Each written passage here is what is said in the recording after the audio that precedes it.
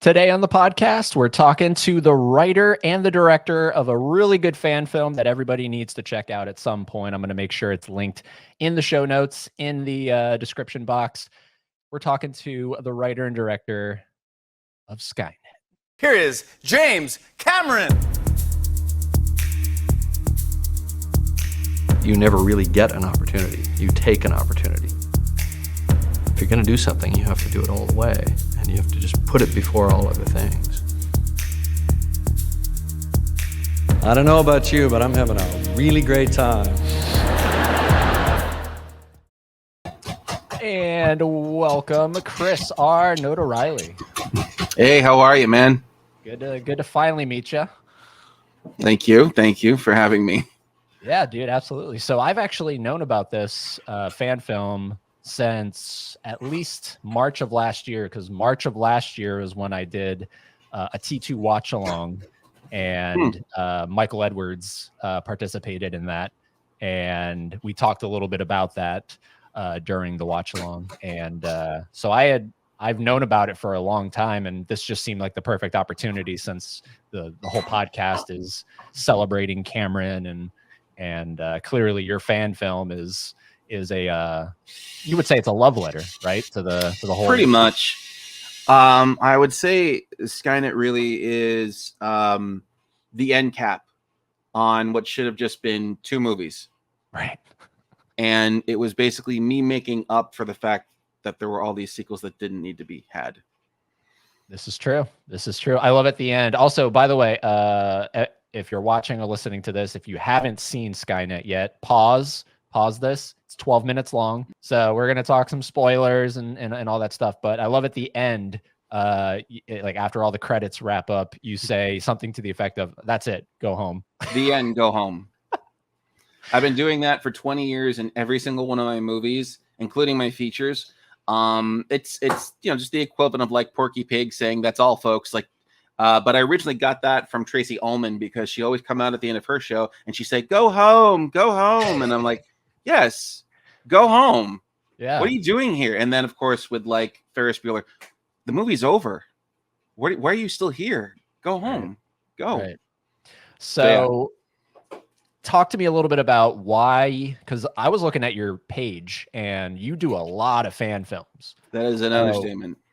Yeah, that is an understatement. But like, why, when it comes to Terminator, did you specifically hone in on, all right, I want to focus on John Connor. I even want to get, and this is why you're really on the podcast, is this isn't just a really good fan film. You got somebody from the films to reprise their role, aka Michael Edwards. So why focus on him? Why not try to get, I don't know, Edward Furlong or something?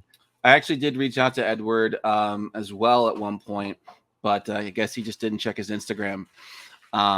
He's always like, "Oh, reach out to me. I need to work. So I, shot him a message saying, "Hey, would you want to, be John Connor?" Heard nothing. And I'm like, all right. And then I had thought, fuck it, let's just try Michael. And the funniest part about that whole experience was when I never, heard the man speak or see him in anything other than this. So when I read with him, I was like, for the love of God, please, like, don't have like a weird voice. Like, just sound like a guy. And so thankfully, when he read, he sounds the way he does. I'm like, oh God, good. He can actually talk like a normal person. And like, it's that joke, I think it was in Singing in the Rain, where they take the silent film actors and they put them in the talkies for the first time here. They got the terrible accent and everything, and he didn't have that, so that was a plus. Right. Because that just would have been really funny. He's just, SKYNET says, "I'm sorry, John." You're sorry? It sounds like Goofy or whatever. And that, and then you realize why Cameron didn't make him talk.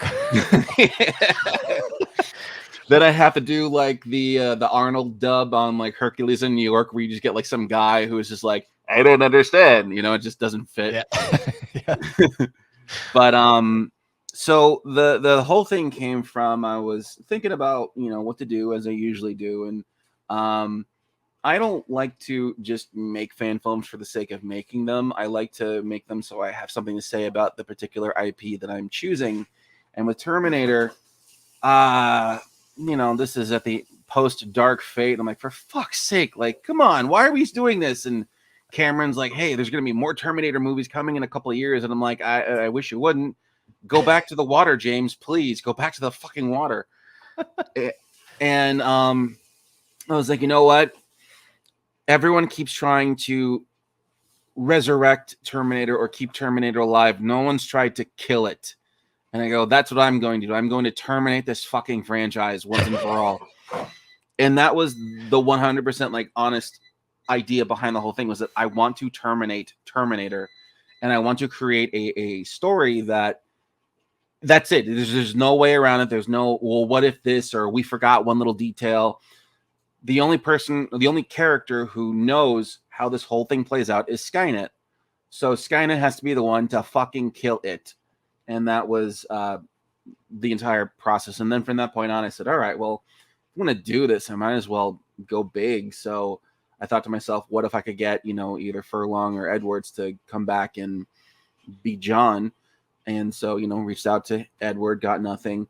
Then reached out to Michael, and he bit. He's just like, yeah, what, like, who are you?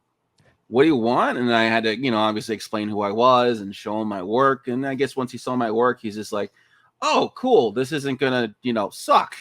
Yeah. And so we went from there.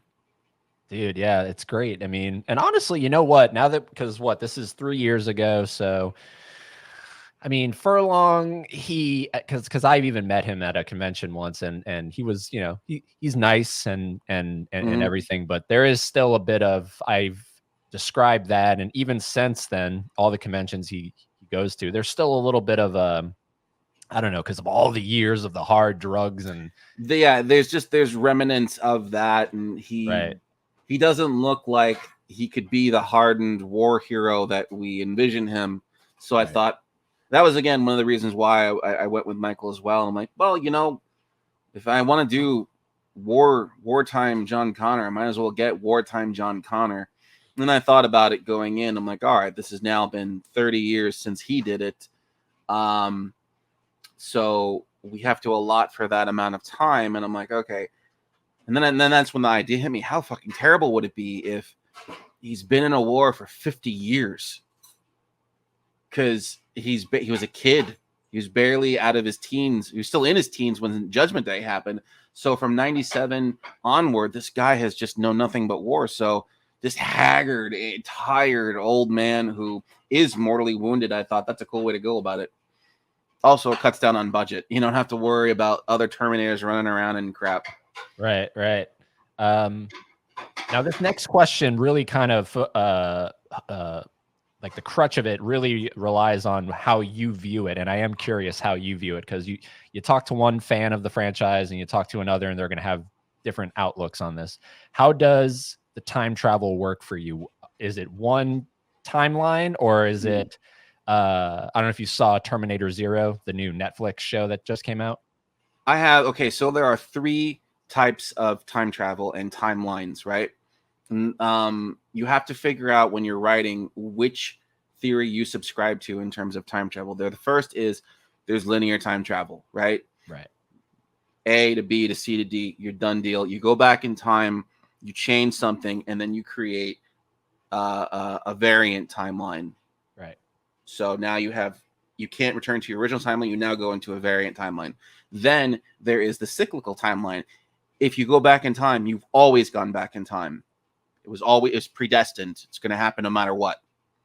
Then there is the spiral timeline, where no matter what you do, it's always going to be different each individual time. So that's how, for example, if you go back in time and you, like in Looper, you go back in time, you meet yourself, you don't know what you're going to do until you've done it, Okay. So there's variants and changes that could happen in real time and everything like that. So for Terminator, I always believed it was the variant timelines, where you have your timeline A, and I've seen a lot of subscriptions to this where the original John Connor and Kyle Reese aren't even related. I kind of also think that, right? And then once Kyle goes back in time, he then becomes John's father, and that creates the predestination timeline, right? So either way, whether you're in the first two, regardless, I had to close a loop. And the loop is Judgment Day. The sequels said, and that's where the problem with the sequels. If you just watch Terminator 1 and 2, you have the loop of Kyle going back in time, creating John Connor, and then they break the cycle, presumably, or leave it open-ended, where we destroyed all of the information that created Skynet, and now we have an open road ahead of us. We don't really know. However, there's the deleted scene where it says, oh, John becomes a senator and blah, blah, blah. But that's just too nicely wrapped up and not as ominous and thoughtful as the original ending of just the road in a monologue. Who would have thought, right? So what I wanted to do was work with the evidence that I had in front of me. The evidence is the original ending with the open road, and then Terminator 3, and then Terminator 4, which is screwing up the timeline, which is jumping on 3, and then Terminator Genesis, which is then changing Judgment Day again, and then Dark Fate, which is, hey, fuck it all. So I said, we have to close the loop. That was it. We're now in a fucking cycle. In order to stop the spiraling of pushing Judgment Day off and off and off and off and off, close the loop and erase the variant timelines. So that was basically it in a nutshell. And for all of you coming to my TED Talk on time travel, I appreciate this. But we had to stop the sequels from happening. So I traveled back in time to 1997, and I got rid of anything that could have created Terminator 3 and any other excuse after that. There's no, and then I allotted for that in my script as well. When John says, after Skynet closed the loop, what will happen next? Skynet's just like, that's it. I only sent back the 2 Terminators, and confirming there's no third Terminator waiting in 1997 in like Tahiti. Right. Right. You know? So the reason I asked that was because when I and when anyone else views your film, are we looking at the John that's, because obviously it's Michael Edwards, but is this the John that's shown in that future where we just get a little brief glimpse at Michael Edwards? Yes. Or is this the John that's Eddie Furlong grown up? No, you're looking at the John Connor from the prologue grown up, who is presumably supposed to be Eddie Furlong as well. My story cements the fact that there are no sequels beyond Terminator 2, and there will be no sequels beyond Terminator 2, and it decanonizes all the crap. So Judgment Day is 1997. It's not 2003. Judgment Day is 1997. It's not 2017. There is no Dark Fate. There's no Legion. There's no nothing. It's just the 2 films, and my film guarantees there's only 2 films at the end of it. There you go. There you go. The Janitor's movie. Now, something that because I was looking at some of the, I don't know if you do it, but look at the comments in the, and of course, I'm sure there's a lot of people. I've had a lot of time travel discussions with the people in the comments. Well, that, and then I'm also sure there's been a lot of people that were, the minute you embody Skynet, there's probably people that are going to have problems with that. I've actually had a lot of people just say, wow, Skynet's hot. And I'm like, okay. And but like, was there any, when you were thinking of this, was it always going to be an embodiment, or was it going to be some kind of, I don't know, like a screen kind of thing? No, because we saw that already. We saw the screen in Salvation, and that was really stupid. No one liked that. No one likes seeing Helena Bonham Carter just come out of fucking nowhere and, oh, that's right, no, I am Skynet. Then it morphs like Michael Jackson's Black or White into Christian Bale, and then everybody that Sam Worthington's character met. It was so dumb, and it was such a letdown, especially given the fact that if he's a Terminator, Skynet doesn't even need to actually communicate to him. It can just program into him, and he can see everything in his mind, you know? But John can't. John's a human, and since I don't have access to, a Skynet building, I had to think on the practical side. So, and that really, being broke, being poor, allows you to be really creative, and that's where, like, we're in my location takes place at the abandoned zoo in Los Angeles, and I actually wanted to write that into the story of how Sarah would take John there as a kid and it's going to be like this, it's going to look like this. I mean, how else do you tell a kid what Armageddon looks like, So embodying Skynet in a physical being, I felt was the only way to go. Now, originally, I did want to have Skynet look like Kate Brewster. And there was a line where originally he goes, "Why do you look like my wife?" However, I didn't have someone who looked like Claire Danes and or what's her face, Bryce Dallas Howard. And then I thought to myself, that's right, fuck the sequels. So I just had Skynet create its own physical form, just some generic woman who would appear. And the reason why Skynet takes form as a woman is because traditionally within, cinema and literature, a female is more disarming than a male. Men are prone to listen to women with their guard down, as opposed to if a guy walks in looking like Schwarzenegger. You know what I'm saying? Right. No, and I love that you did that. I mean, even though at the end you do get that little bit of a nod to T3 with the Robert Brewster. That was just cleaning up the loose end, because that's what happened in T3. T3 is Robert Brewster somehow magically has all this crap. It's like, where do you get this? Yeah. Where did you get this? They destroyed everything. Oh, backup files. They had backup files. So I had to erase the backup files. Now, one thing I've had a lot of people say is when Skynet steps over Brewster and goes and you hear all this like popping and everything, they're like, Skynet said she was only going to kill one person and she's like killing his whole family. And it's like, no, she's destroying the technology in the room. What are you talking about? Those aren't gunshots. That's just shit exploding. No. I don't think I thought that. I think I thought, well, yeah, exactly what you're saying, that it's just sort of, she's just breaking stuff. Yeah. And you don't need to show that. And that I don't need to show that because I don't have that stuff. That just adds to the, whatever the schedule, the shooting schedule and everything. So, but no, I mean, it really, I mean, when you watch the thing, it is very creative. It's very it is very just simple, straightforward. Really the only, to my knowledge, kind of effect is the time travel bubble that you had to create. That was actually pretty easy. Really? Yeah. So what I did was, first off, she's fully clothed. I actually had her in a nude colored bikini that I had digitally gotten rid of. So I just had her crouch down. First, I had her crouch down. Then I took my lights and I started like doing this on her as if I was, like an airplane controller, traffic controller. So you have the lights flickering on her. And then I go, okay, get up. And she walks away. And then I do it again. And then I basically composited the shots. So the way it works is you have your stationary camera. This is old school editing. Stationary camera. And you edit up a shot, an empty shot where there's just the car. And then smash cut, there she is. And you do a small cross dissolve. So she'll fade in.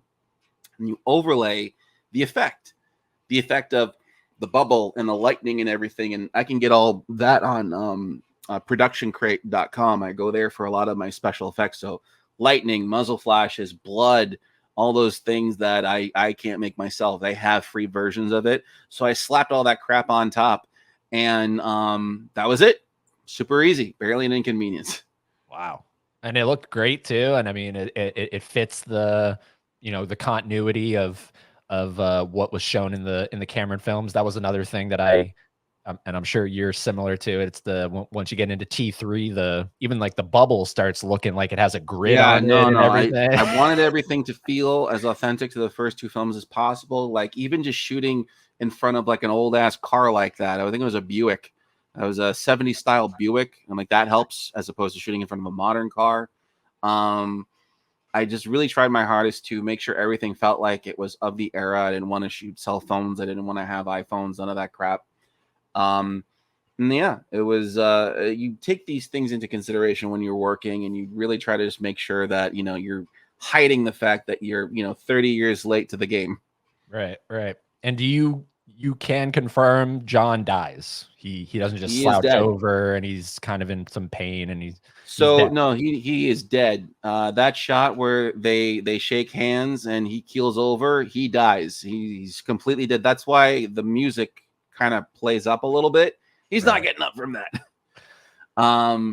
And also one of my favorite parts actually was the literal tonal change between the Johnny Cash version of Hurt to the 9 Inch Nails version of Hurt, which most people don't realize that 9 Inch Nails did Hurt first.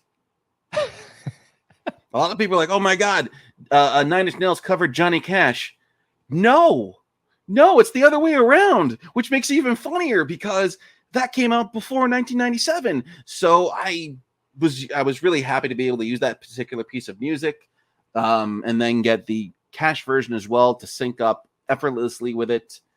And yeah, and in terms of embodiment of Skynet, as you may or may not have noticed, Brewster is watching Blade Runner on VHS at home. And that was another thing really going into it. I really like the idea of Skynet's motivations because people actually forget why Judgment Day happened. And the reason being is that when you create an AI system, the AI system was designed to protect humanity, right? That's its first protocol. What's its second protocol?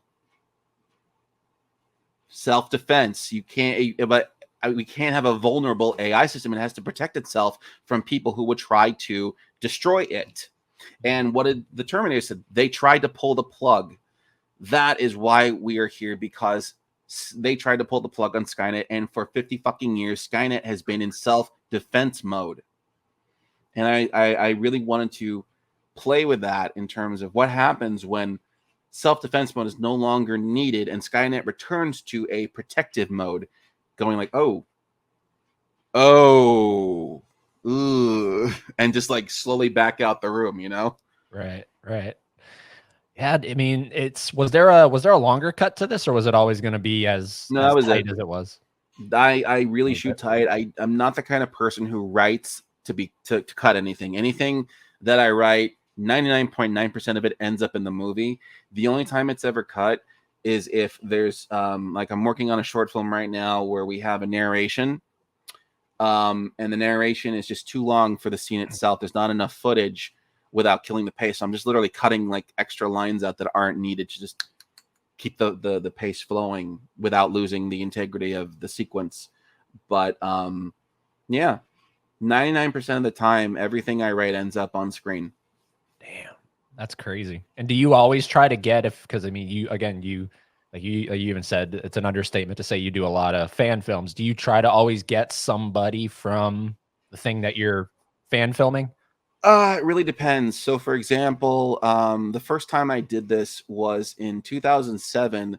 I did last Halloween, the death of Michael Myers. This is when they had announced that I came up with the idea after in 2006 they announced Rob Zombie was going to be remaking Halloween, and I was like, yay, cool. And then I saw the trailer in 2007. I go, fuck. And so I thought to myself, all right, we're never going to get like a Halloween 9. They're never going to, there was that jump scare where he's still alive at the end of Resurrection, and we're never going to see that version of Michael again because, and we haven't. So I thought to myself, we got to kill that Michael. Well, you can see a recurring theme here, by the way. Yeah. I have to kill things. Yep. You like finality. I believe in finality, yeah. So what I did was, Donald Pleasance, is dead, unfortunately, and was dead at the time. So I thought to myself, I really want to have Dr. Loomis appear in some way as the conscience of Michael Myers when I kill him. He is no one to talk to. So in our short film, the story is the voice of Loomis begins speaking to Michael on his very last day of living, where the evil that possessed him to kill his whole family, now that everyone in his family is dead, that evil turns on him and he ends up dying. He self-destructs. So I reached out to Tom Kane, who had done the Loomis voiceover for Halloween H2O, which was the first Halloween movie I got to see in theaters. And he did a pretty good job. So I reached out to him and I was like, hey, would you want to do this? And he wrote back. He goes, sure, send me the script. So I sent him the script and he gave me 2 takes of each line, one fast, one slow. And I still had the raw, which is just fun to have. And that was it. I had an authentic person who played Dr. Loomis on film, narrating my little short. And we kill Michael Myers for good. And it's a nice little organic self-destruction where Michael self-destructs, but then we have our little thing at the end where another guy just finds the body and it's like the hand's about to touch him when it cuts to black, because evil never dies. And is that still available? That is still on YouTube. The last Halloween, the death of Michael Myers, it's on my channel. That's And crazy because Malek Akkad is infamous with like shutting down Halloween fan films. I hope he better not, because I got a couple on my channel. I had a couple on there for 20 years. So Like be Halloween. really prudent. It wouldn't be the smartest decision if he did. That's all I'm going to say. And there are a lot more worse fan films out there than mine. Right. But Well, anyway, no, like that's the thing is like they send because I don't know. Do you follow his name's Dave McCrae on YouTube? no, I might have. No? I think I know who he is. He does like feature lengths, right? Yeah, but he's done like fan films and Of Halloween, though. He's done feature length fan films of Halloween. he's done Halloween and now he's kind of transitioning into Black Christmas. He's done some Black Christmas stuff. I do not do feature length, so maybe that's why I've been able to skate by this whole time. None of my fan films last longer than like 10 minutes for the most part. Some last a little bit longer here and there, but I just don't believe in the idea of doing a feature length fan film. I really think it's a waste of time. Huh. You know, you have a story to say the story in a short form, and if people want more, either they give you money or Hollywood hires you. But if you're going to do a feature length movie about a fan film, it's just doesn't seem like a good investment in my opinion. Well, if people want more of, let's come back to Skynet. Well, you're going to say, sorry. Yeah, I'm going to say no there is no more. I killed it. It's dead. What do you want from me? That's it. Go watch the first 2 movies. But like that's the thing, right? About and I'm guilty with it too. Is like look, I love Cameron. I mean, I love his films 1 and 2. Those are the canon, and I'm like, all right, good. That is the story for me. But something like Terminator 0 comes out on Netflix, and to me now, because they've totally separated themselves from all the Connors and it's totally new characters, I now consider that part of the canon because it's so different and it's just it's like over here. Well, also the fact that it's a different format. I mean, it's literally anime, so you can kind of get away with enjoying. It's the equivalent of like when Terminator versus Superman, you know, or RoboCop versus Terminator and stuff like that. These are non-canon stories. I remember the Superman one. All of a sudden, a bunch of naked dudes just started appearing in Metropolis out of nowhere. But it happens, you know. There are ways to enjoy something if it's non-canon, if it's good, you know. I made a non-canon Halloween fan film about 14 years ago. It was called Halloween Season, and I literally stated, I go, "This is a non-canon Halloween film.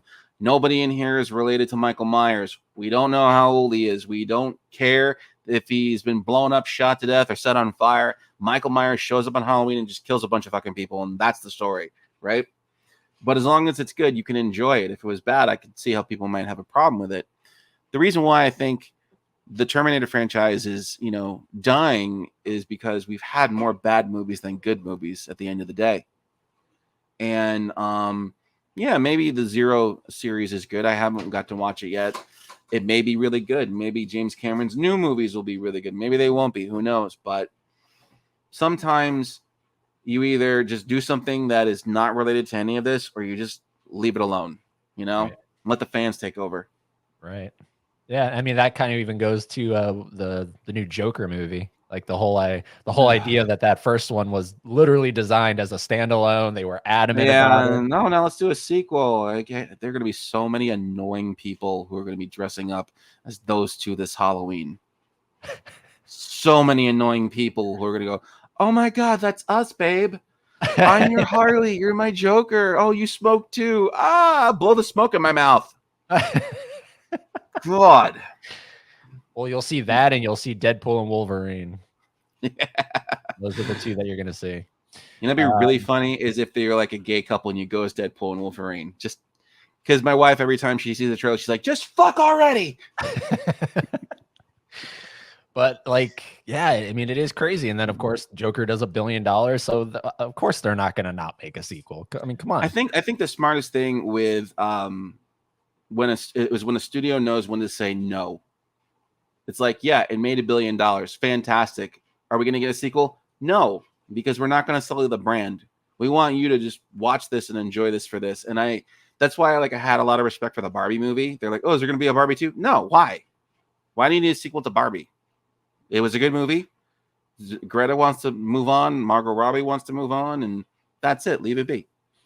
Had Cameron just been like, 2 Terminators is enough. I would have respected him for that. I would have, you know, oh, we missed it, but hey, we got video games, we got action figures, we got comic books, we got graphic novels, we had all these other things. We don't need a Cameron-less Terminator. We've already seen what that looks like. We've seen when he guides something. Yeah. We've seen the Renaissance that he referred to. Yeah. So they slapped on the back of the Blu-ray. Dude, when I saw the trailer for Genesis and he was saying it's a Renaissance, I wanted to reach through that screen and wring his fucking neck, because I'm like, you sellout motherfucker, go back to the water. Yep. But then he comes out and says, I only said that because Arnold's a friend. A true friend will not let you walk around with your pants around your ankles. Okay, a true friend's gonna say, hey, yo, your fly is down, zip it up. Yeah. Okay, like no, he's not his friend. I don't know what's worse, the fact that he said he liked it and then in the future said, actually, I don't like it. I only said it because I'm your friend. So in a way, that's almost worse than it is worse. It is worse. If it were me, I would like. I know the bit where he says, I don't want to do Terminator 3, and Arnold says, well, they want me to do Terminator 3. What should I do? He goes, go get that money. I get that. Go get that money. Right? Not a problem. Yeah. However, I am not going to put my good name on the line and say, oh, this is great. Here's that more shit. Oh, I love this shit. It tastes fantastic. I'm going to say, you know what? I support my friend. He got paid. I'm happy for him. And that's where I draw the line. I'm never going to have, there's never going to be a commercial of me saying, oh, this is a renaissance to something I made 30 years ago and now it's getting rebooted or whatever. If I don't believe in it, I'm not John Carpenter. I'm not going to hold out my hand. Someone's going to check in and I'm going to just give a thumbs up. I believe in art. So if I don't believe in it, I'm not going to endorse it. There we go, man. There we go. Have you seen T2 3D Battle Across Time? I'm a big fan of that one. It was the Universal. Oh, I went to it when I was a kid. It was awesome. Right. I got to went to Universal's Universal Studio Orlando back in 94, 95, I think. And that was just awesome, getting to be there, see the thing unfold in front of you. That was really cool. I think we did it like 3 times. That and Back to the Future. I know I did Back to the Future 5 times in one day. Yeah. I mean, that, you know, a lot of people forget about that or don't acknowledge it. Like when Dark Fate was coming out, everybody was writing in articles. This is the first time Linda and Arnold have been together since T2. And a lot of us were going, what about T2 3D? They were together there. One of the rules that I like to abide by when I'm doing a fan film is whatever subject matter I choose, I have to be an expert in it. Otherwise, I'm not going to be able to tell a good enough story. Even if I wasn't an expert before I did it, I will be by the time I make the movie. So, for example, you know, yeah, I was a casual fan of Terminator, you know, as a kid and everything. I had the comics growing up. I had the action figures and all that. But I went in there when I decided to write SKYNET, and I wanted to look for every bit of continuity that I was going to either debunk or confirm in my story. I went into like the timelines and to see like how it was functioning and what are the rules of time travel here, what rules do I want to establish and keep and maintain, and so on and so forth. So yeah, you really got to be an expert in whatever it is that you're going to take on. Otherwise, it'll ring hollow and it'll be obvious that you don't know what the hell you're talking about. If I just did a SKYNET movie and SKYNET shows up in a mini skirt and it's just like, John, we need to repopulate the earth. I've killed all the humans, and maybe you're going to have a problem. Maybe you put on the wrong Terminator movie. I don't know. So is this like one of your most, because again, done a lot. Where does this rank in terms of most proud that you've? Oh, it's definitely up there. I'm most proud of the films that either A, like tear jerk, cause you to feel an emotion, or B, bring you back to a better feeling. And then the third one is when people tell me this is canon. You watch my fan film and you tell me this is canon. I watch the actual movies, and then I watch yours as an end cap, or yours as a prologue, or yours as a filler. Then that's like my proudest thing, is that if my work can feel canonized to you, I did my job. I'm so happy. Yeah, and it makes it a lot easier when you get Michael Edwards, because everybody can look at him and It's a good flex. Yeah, it's great. And granted, if you watch the theatrical cut, you only see him very, very briefly. And by the time you get to the end of T2, you might even forget what the hell he looks like. Yeah. If you watch the alternate cut, of course, then you're going to get a little longer and get him in a nice little turtleneck or whatever the hell he's wearing there. That weird tan suit. It was like what is it? Like a clay brown and then like a orangey tangerine shirt that turtleneck that he was wearing. Yeah. And the funny thing is, so like I have people who say John Connor had daughters. I go, oh, in the deleted scene that is not canon, because I mentioned that he has a son in mind. It's just like, hey, pick your fucking battles over here, you know? Right. And Cameron's even said that the theatrical, like those are if you're going to use the word canon, his theatrical cuts are the canon ones. That's why they're never called director's cuts. They're just special editions. Exactly. And they're not even on the extended cut. So if they're not on the extended cut, like what in the actual cut of the movie, what do I care? Right. So yeah, I did all my research on that. And yeah, I thought it'd be better. It just sounded better if he was screamed my son instead of my daughter. Just the syllables of son would just hit harder than daughter, you know? Interesting. Huh. You take these things into account when you're writing. Like when you want someone to say a certain word, you know, you have to think how they're going to say it and what word's going to hit harder. If I were to say, you know, you fucked up, right? Versus, well, you really screwed the pooch. Which one's going to hit harder? You know, depends what what kind of genre you're going for, because the pooch could work sometimes. The pooch works, especially. Imagine you got the guy who Miles Dyson, right?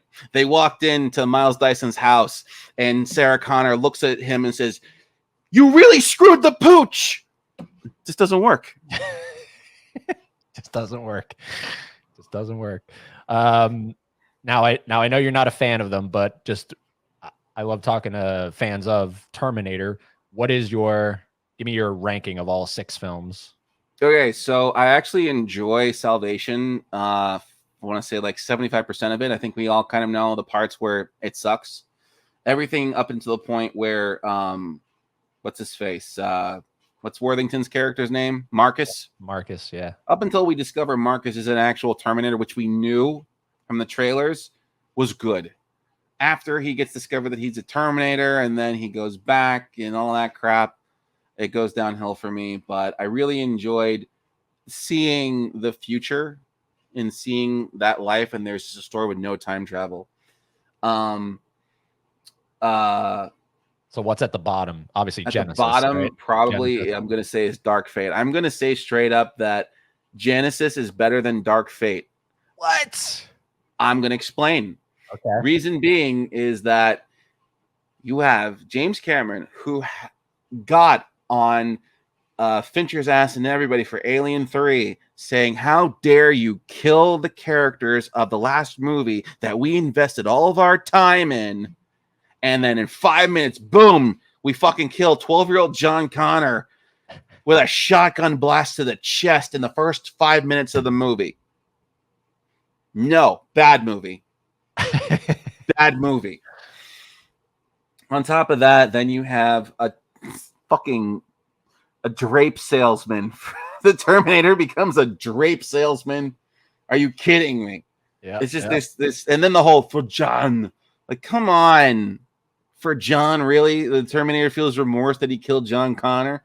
I can understand that, like, you know, oh, he feels human emotion and he can understand certain things. And now once his mission is complete, he's able to learn and grow. However, that also contradicts what he says in the first film. He says, a neural net processor, a learning computer, the more interaction with humans, the more I grow. So then why the hell would he suddenly, after killing John, now he's free? Right. Okay. Doesn't work. Also, I think them taking out the chip reset scene was a terrible idea. That scene was very crucial, I think, to T2. But I do believe that Genesis is more tolerable than Dark Fate, because at least in Genesis, as bad as it is, it doesn't, and as much as it fucks it up, it still maintains the whole John Connor chosen one thing. And I did enjoy the opening sequence with Kyle getting taken in under John's wing. Like I'd say the first 15 minutes of Genesis were pretty good. After that, it went downhill. So we got Dark Fate, Genesis, then Rise of the Machines. Okay, so Rise of the Machine is actually, I think, it would say from the top: Salvation, Rise of the Machine, Genesis, Dark Fate. Rise of the Machine's a tolerable movie and it's pretty serviceable. And I did like the ending to Rise of the Machine where Judgment Day is inevitable. I'm like, okay, that's pretty dark that they actually didn't stop it and the Terminator was just protecting him the whole time. I'm like, okay, cool, I can get behind that. I was annoyed by the whole it takes place in 2003 shit.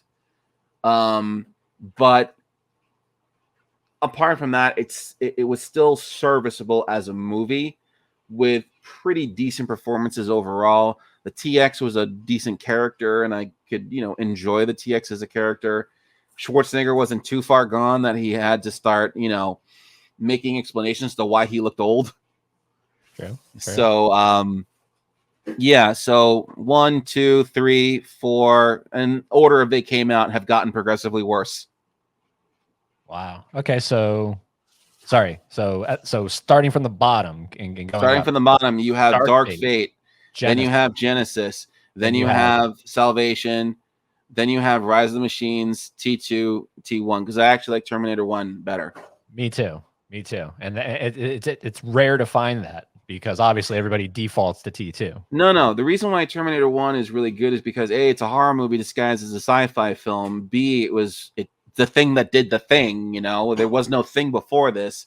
And C, there's a lot more emotion in it. Seeing the trauma that Kyle is experiencing, just even in his interrogation scene where he's screaming and freaking out to the security camera, the horror that Sarah is like, oh my God, maybe this guy is a little weird. I don't know if I should have sex with him in tomorrow night, And then the one thing I would love though, and I've seen clips of this, I would really love it if they actually did an upgrade to Terminator where they got. I've seen people do like CG overlays of the stop motion on the endoskeleton where it's more fluid, right? Or they use like the frame blending like they did in the Matrix, or they get the Terminator's eye to move, or they actually deep fake Schwarzenegger's face onto the puppet. Right. If we could just get that, oh, that'd be so cool. So you want Cameron to really George Lucas it? No, I don't want Cameron to do it. I want somebody who is a fan who actually is going to do a good job of it. No, okay? I don't want Cameron to do it. I don't want Cameron to do it at all. I saw this guy. I think his channel is called Shamook, and he had deepfake Jeff Bridges into Tron 2 on Clue, and it looks so much better. Wow. Because they did the digital de-aging for Clue, but he's a little too rubbery. But this guy put Bridges' actual face on it. Looks so much better. Right. So I want that. That's what I want. I want those awesome edits where you have someone deepfaking Schwarzenegger onto the puppet so he looks like he's alive, and the eyes more human. Where they in Terminator 2, when he looks over at John Connor, his robot eye kind of turns with him. Right. Stuff like that. Just those little effects they didn't have the technology to do 30, 40 years ago. Right. And when you said talking about Sarah having sex with Kyle, it reminded me, I saw somewhere someone posted something like to the effect of, instead of maybe going to a motel and banging her, why don't you get on a plane and fly the fuck away from the Terminator? Yeah, this is before the days of passports and shit. He could just walk in, throw down cash. I want to buy a flight. Yeah, just get the hell away from this thing. But no, they make camp at a hotel. I know. It's funny. I watched have you seen Totally Killer? Totally Killer. No. It's a really bad horror comedy on Amazon Prime, but came out like last year. And this girl, she gets flung back into 1987 to stop her mother's friends from getting murdered by a serial killer. And, it's Back to the Future, but horror. However, the girl, she's Gen Z, so she's shocked at how easy it is to do things back in the 80s. She walks into school. She goes, I'm a transfer student from Phillips Island in Canada. And it's like, here's your schedule. You don't want to verify that. You don't need to see any ID. Just go to class. You're going to be late. And it's like these types of things. They could have done that back then. He could have just Kyle Reese, the guy in hobo pants, could have just gotten on a fucking plane and no one would have said anything. Yep. Wow. Totally killer. All right. It's Is it bad. worth- Just watch it if you're like really drunk or high. Okay. I was gonna say, is it actually worth checking out? So No, it's not. And that's another thing. The time travel in that doesn't work either because they didn't abide by one of the three principles. You have your a story, which is everything is taking place back in the past. However, you have a present day story that's unfolding at the same time where characters are now being affected by the effects of the past, but there's no measurement for those effects. And then there's no bearing. Like it's not actually impacting the Beeline story. It's just wasting time thematically. So, pun intended. It's a bad movie. and now we've talked about basically all the stuff except for thoughts on Sarah Connor Chronicles. Never really watched it, never got into it. And the fact that everyone looks so visually different from the way they did in the movies, for me at the time, just was a real turnoff. I really feel that if you're going to try and do something, especially if it's supposed to be like a sequel or a spiritual sequel or just some kind of successor, that, you should really try and not update everything to the point of unrecognizability. The fact that Sarah Connor now has black hair and like they didn't say, oh, she dyed her hair to hide because she's still using the name Sarah Connor. Stuff like that bothers me. The fact that Terminators are just popping up left and right, that they're hiding weapons inside of them, that Shirley Manson of all things is the Terminator. I believe that in reality, but still, that's garbage. Yep. And I forget what the hell the first one is that like when he's in the classroom. Oh, Cromartie or something like that. Cromartie. Something like that, yeah. And then the other thing that bothered me, the fact that he had his own little sex robot who falls in love with him. Named Cameron as a nod. Named Cameron. Yep. And I mean, but Stuff it's like Summer that Glau, annoys me. But it's Summer Glau, which I mean, Yes, I know. But again, he's like, what, 17 in this one? 15, 16, 17, and he has his own little Terminator. Yeah. Yeah. Think about that. Yeah, I remember watching that, and I think immediately they get one of the dates wrong in that very first That episode. pisses me off to no end too, when TV shows who are trying to be sequels to something don't understand things.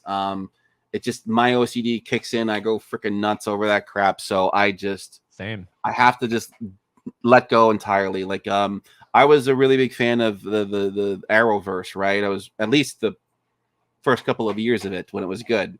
And then once they started bringing on all these extra shows, it got really cheesy really quick.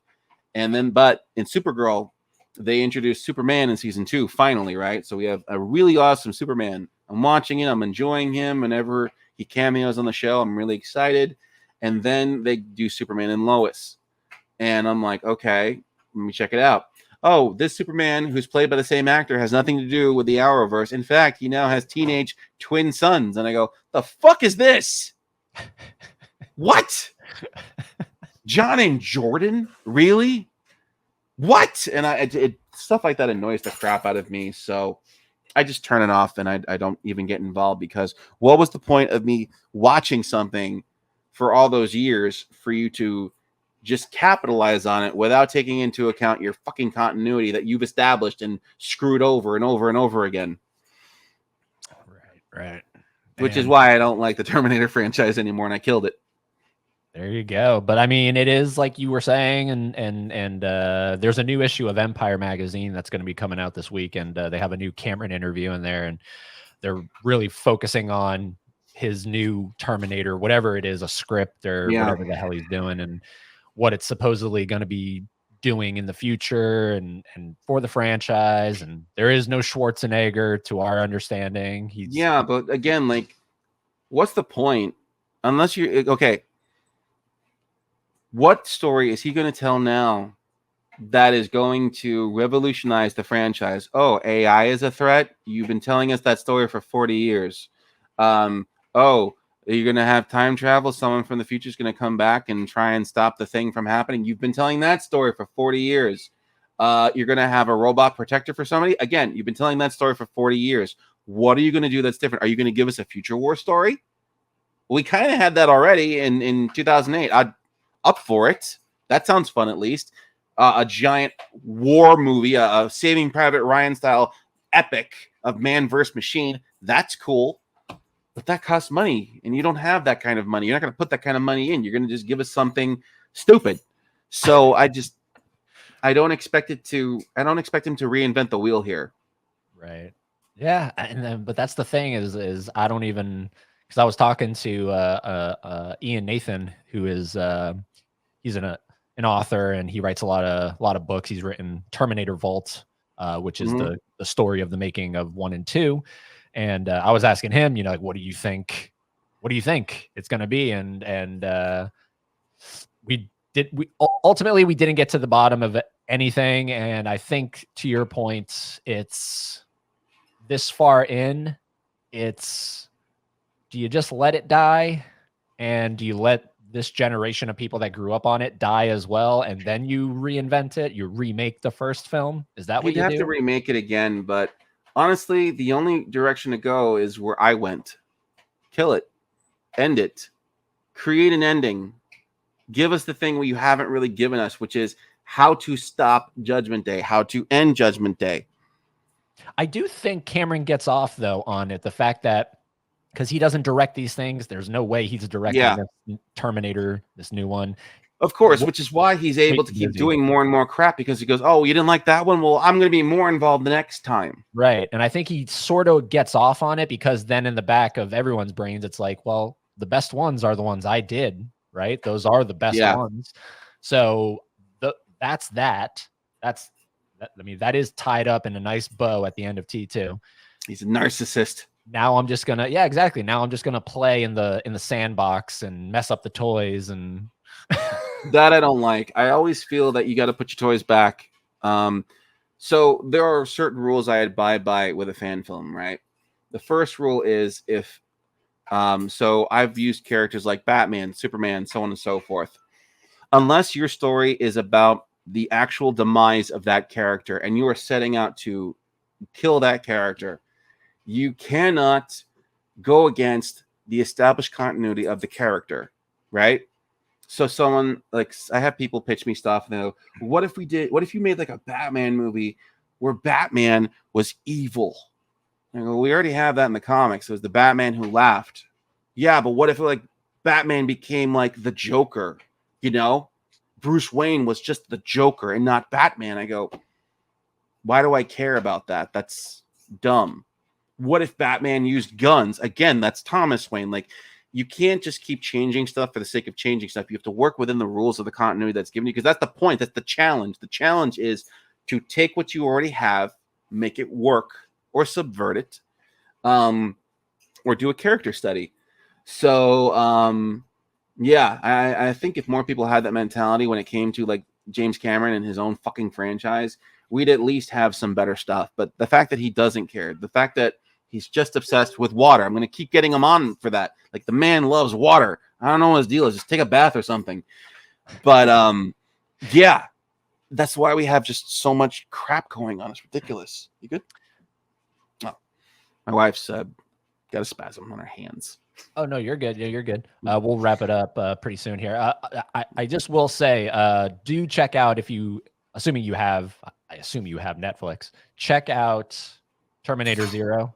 Because I'll check it out for sure when I can, because I was looking forward to the animation. And I do, you know, I love Terminator in general. I literally have a Schwarzenegger poster for part 1 right up here in front on the other side of my computer on the wall. I got the classic poster. And I pull from Terminator all the time. I really think that, like, from the first scene up until the shootout at Tech Noir is like flawless. Yeah. And even still, like the car chase and going into the police station shootout, all really fantastic. But like, if I only were to watch up to just Tech Noir, I'd still walk away like really happy, because that is just a fantastic horror movie unfolding. You know? Yeah. Have you ever been to the? I haven't, but have you been to the location that was Tech Noir? Yes, I think I've passed it a couple of times when I was in downtown. I'm in Hollywood, but you know, I've gone down there a couple of times. I would not be able to recognize it because it looks nothing like it used to, obviously. Yeah.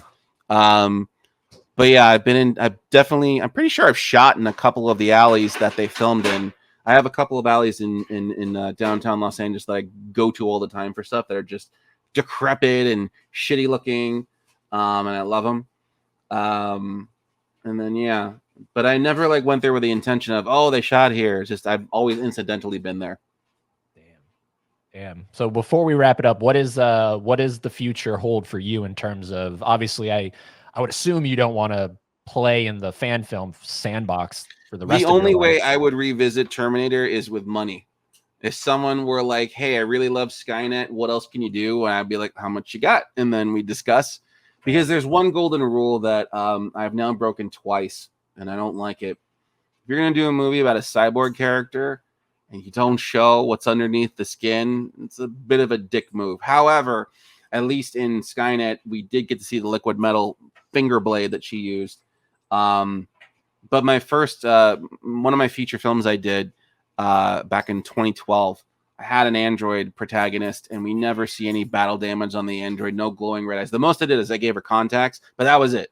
My skills were much more limited back then, and no one likes that movie. It's on Tubi, and people, and ironically, I didn't title this, but it was retitled The Terminatrix. Ooh. Yeah. It's on Tubi, and it's bad, unfortunately, and I don't like it.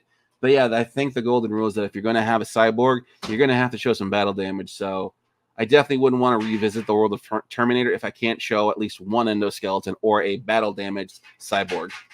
Okay. All right. And that costs money. It does. But Yes. you as a filmmaker, do you want to venture out and make your own real kind of attempts at not doing fan films? You just want to... Oh, I do that already. Oh, you do it already. Okay. Oh yeah. No. I have my very first feature is on Amazon. It's called Methodic. It was from way back, but I'd up-resed it and I re-released it. Trying to develop some new features, but need money for it. In the meantime, I'm just working on original stuff. I have this year I actually did a lot of original short films. I released, hang on, I don't even know what I made anymore. Give me a second. I did Haunted City. It's an original web series that I had done about vigilante ghosts. And so for this year, we had released period pieces of Haunted City. So because they've been vigilante ghosts over the decades. So Haunted City 1977, Haunted City 1985, Waffles. It's a comedy, a dark comedy about a clown who owes money to the mafia. And then I'm going to be releasing Haunted City 1919 next Tuesday, so 8 days from now. Wow. And then after that, Haunted City 1692, which is about the Salem witch trials. And then finally, for the end of the year, I'm going to be releasing True Crime, which is an original horror short about the concept of true crime. Shit. Yeah. Damn. I did 9 short films this year. Wow. But my most productive year, I think I did 27. That was 2021. Wow, you did all that during, well, I mean, a lot of people had free time during the pandemic. So no, I was just unemployed. My most productive years were 2019, 2021, and then under 2021, 2019, and then 2010, in that order. I think in 2010 I did 14 shorts, and then in 2019 I did 23 shorts, and then in 2021 I did 27 shorts. Holy shit. Yeah. Wow. So, and this, I mean, obviously, I don't know if everything goes there, but does a majority of it all go to your YouTube page? All my short film content is on my YouTube channel. So yes, you can actually watch everything. Currently, my Spawn fan film released September 1st. Waffles released in August. And I try to do one a month now. So October 1st, Haunted City 1919. And then November, Haunted City 1692. And then True Crime on Christmas Eve. There you go, dude. And we just hit the 1 hour mark. So I think that's a good capper here. So the final question that every new guest on the podcast gets, put aside any bias you have. Just really think of this when I ask, number one favorite Cameron film. Probably Terminator 1. I just really like it. It's really good. And I'd follow that one up with 2 and then True Lies. That's a rare one. I don't hear that very True often. Lies is a really solid movie. I don't even know what people's fascination is with Avatar. Fucking water monkeys. No, I have True Lies, man. But I don't hear a lot of Avatar either. Surprisingly. Is everyone like Aliens or Piranha 2, the spawning? Piranha 2. Yep. Which, you know what? I just watched 1 and 2 for the first time this year, and I will say Cameron is still the king of the sequel because I do find Piranha 2 to be more watchable than the first Piranha. He is really good at sequels, and I will say this: the thing about making a sequel is it's a lot easier because you don't have to introduce things.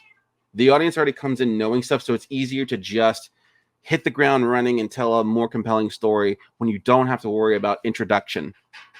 Right. Yep. So we'll see if that continues next year. But then, of course, obviously, did you hear he's going to adapt Ghosts of Hiroshima? Good luck with that, James. So at least he's not stuck in the Avatar box for the rest of his life. He's going to end up getting stuck under the Titanic, okay? Because this guy, he's got a death wish, I'm telling you. Well, at least he wasn't on that one that imploded thing. No, he's smart enough to, like, I saw his ship compared to Ocean Gate. He doesn't fuck around. I'll give him that. He's got the water money, okay? But I'm saying the Titanic itself is decaying and crumbling. It's not a safe structure. He has to be careful because one day the ship's going to fall on top of him, and that'll be the end of it. He will die there. Or he's going to be rich and dumb enough to go, just bury me with everybody else. It's like, dude, it's not Cheers. They're not going to welcome you when your body just drops down there. That's incredible. James, hey. Jack's going to welcome him onto the fucking ship. Did you see, I don't know if you saw it, they just released footage of the Ocean Gate thing at the bottom. I heard about that. It's just this crumpled soda can. That is, it's haunting. It really it is. That is scary shit. But don't worry, the sequel's on its way. Whew. Yeah, and when immediately when that happened, Cameron put on his social media stuff. I don't respond to offensive rumors, but I have to with this one. I am never, nor will I ever be in talks to direct an Ocean Gate film. Good, I appreciate that. God. But dude, thank you so much for coming on here. This was a lot of fun. I thought maybe we'd go 30 minutes. We passed an hour, so I'm a talker. It happens. Hey, it's great. And again, sorry for the lapsing. I honestly thought I had planned for Monday, so that was a total. Don't worry about it. Shit happens all the time. It really does. When you said that shit happens, I don't know if you watch Walking Dead. Or, yeah. It made me think of. I think it's in season 3. Rick says that to one of the because like one of the inmates tried to like throw a walker on him or something, and he said, "Sorry, man, shit happens." And then Rick looks at him, shit happens, and then he sticks the machete in his head. Yeah. So, I won't machete you, I promise. Thank you. But appreciate you coming on here. Everybody, please go support anything he does. But really, obviously, we're all here to talk Skynet. So go check out Skynet. It's still on YouTube. It's at, I think, 70K views right now. Something like that. Yeah. My channel is Blinky500. So just feel free to check it out and share it. There you go. Share it. And maybe if Cameron gives him water money, we'll get a. Well, I need Jamie's water money. That's funny. Jimmy, give me water money. We'll get a feature-length Terminator film from Chris here. So yeah. Thanks for coming on, man. And everybody, go watch Skynet.